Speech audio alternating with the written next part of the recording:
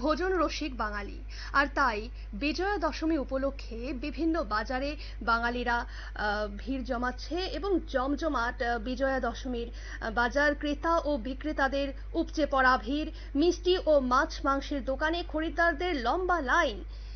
কি জানাচ্ছেন এই নিয়ে ক্রেতা বিক্রেতারা, শোনাবো। কেজি 300, 250, 1800 টাকা কেজি বিক্রি করতেছি, আর যেটি 1 কিলো 1600 টাকা, এইভাবে আমরা বিক্রি করতেছি আর কি। আর বড় 1.5 কিলো যেটি আসছিল, চাহিদা ভালো আছে, এবার চাহিদা ভালোই, মানুষ শান্তিতে আছে। বিজয় দশমী নগরের থেকে এটা ব্যবস্থা খুব খারাপ, মানে ইচ্ছা ছিল বেশি 600 টাকা বাবা ভালো না, আর 550 টাকা ব্যবস্থা মানে আস্তে খাইতে পাইতে দোকানের বাইরে মাছের লোক কমাই, মানে রাস্তাতে ফুটপাতে যে দোকানপাট আছে না, এই কারণে বাজার লোক কমাই।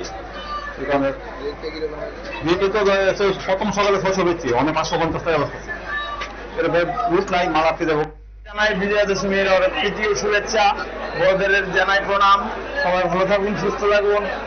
আজকে দশমীর এই উপলক্ষে আর কিছু এই ইলিশ মাছ কিনবো, নিয়ে খাবো, আর বিকেল বেলা ঘুরে ঘুরে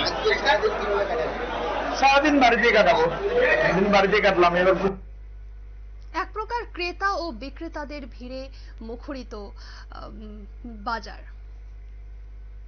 নিয়ে নিচ্ছে ছোট্ট একটি বিজ্ঞাপন বিরতি, সঙ্গে থাকুন।